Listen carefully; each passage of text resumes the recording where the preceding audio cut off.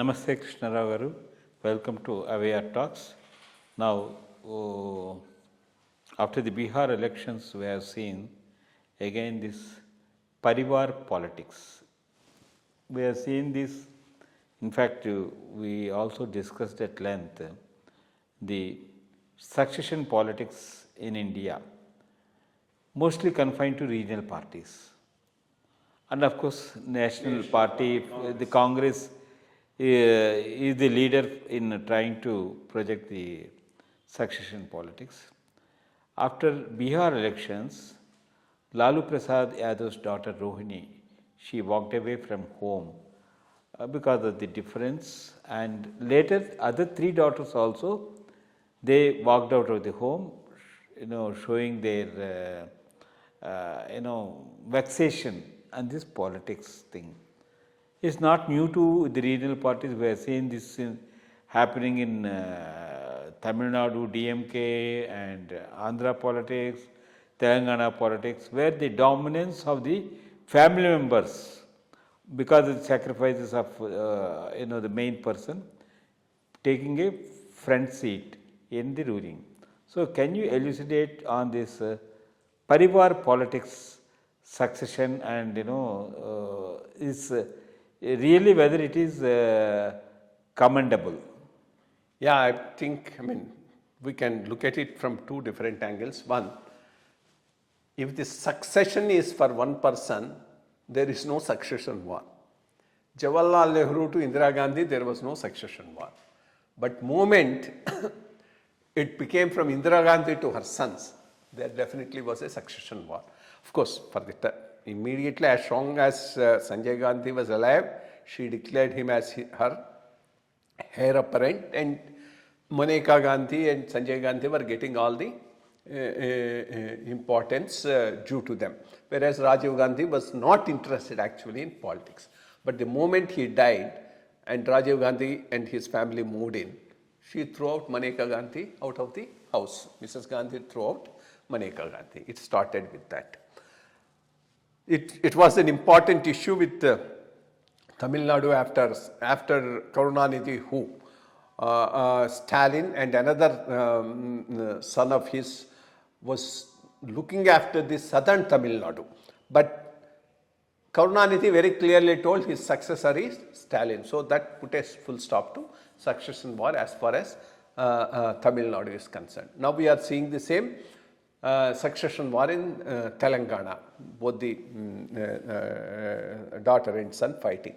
Similar is the case with YSR Jagan party as far as Andhra is concerned. In Telugu Desam, it's not there because the succession is only to one person. Otherwise, there would have been an equal fight there as well.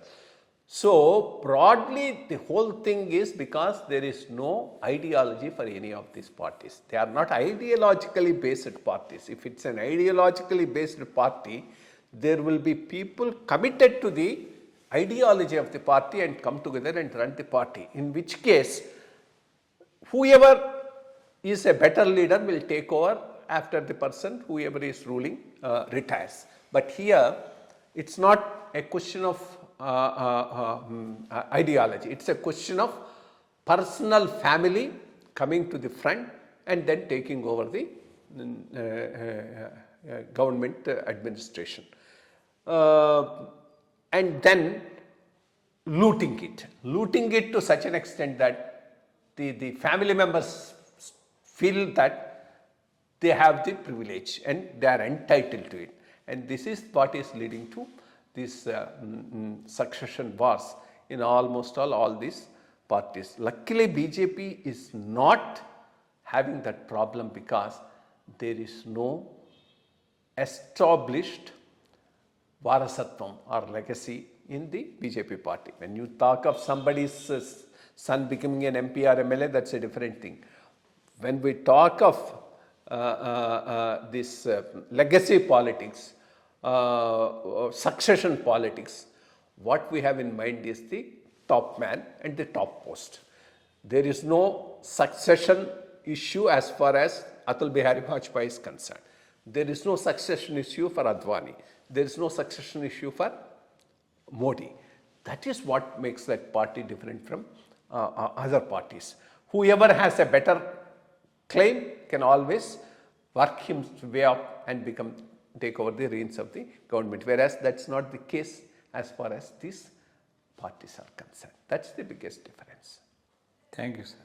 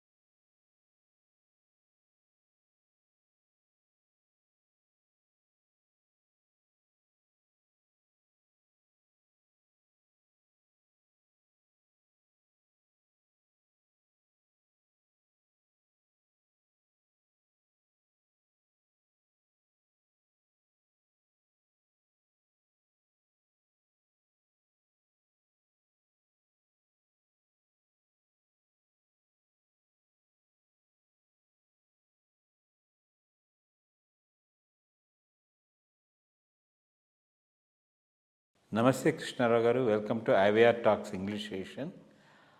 After the last week Delhi blast, terrorism has come to the forefront.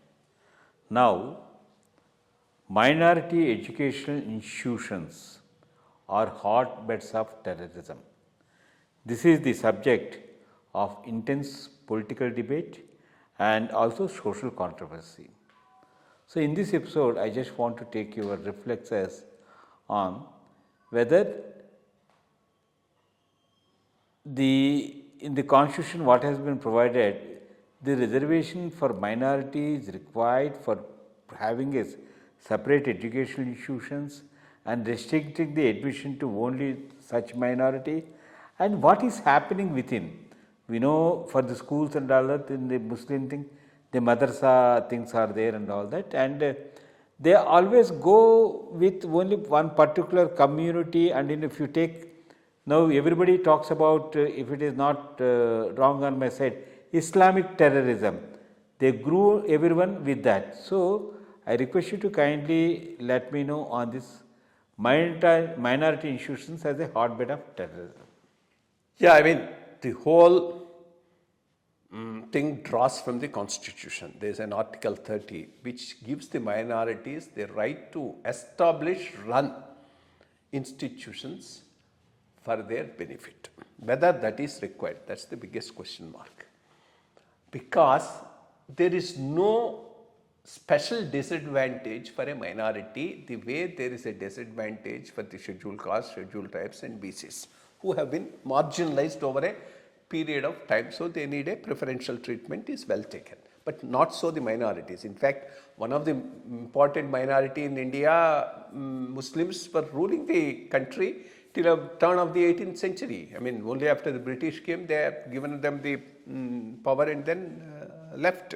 But otherwise, they were the rulers of this country. So why give a special privilege to these minorities is a major issue. I think second most important thing is once you give them the discretion of admissions, these institutions become exclusively institutions of those communities. Once they become institutions of those communities, the students there lose a better liberal perspective. They start mingling with themselves and then talking about the grievances of the community. And that becomes a breeding ground for these type of things, what happened in that Al-Fatah University.